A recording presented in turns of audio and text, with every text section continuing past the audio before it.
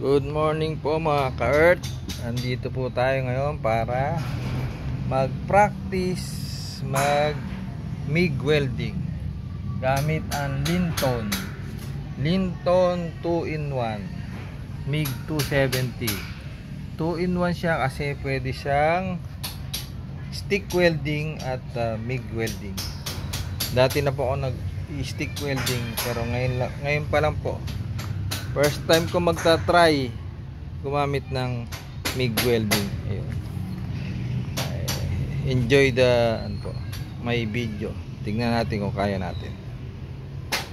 Tara. Okay, mga ka-earth, testing na po natin maggamit ng MIG welding.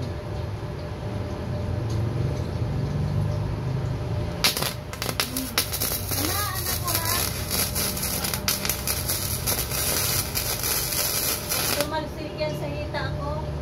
Suabe.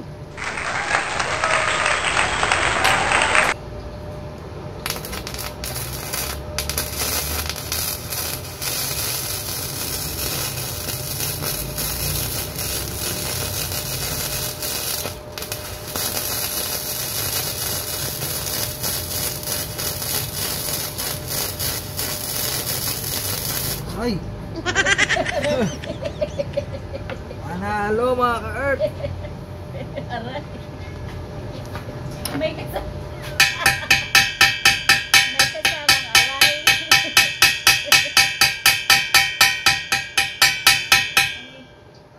May kasamang aray pala yan. Ito siya.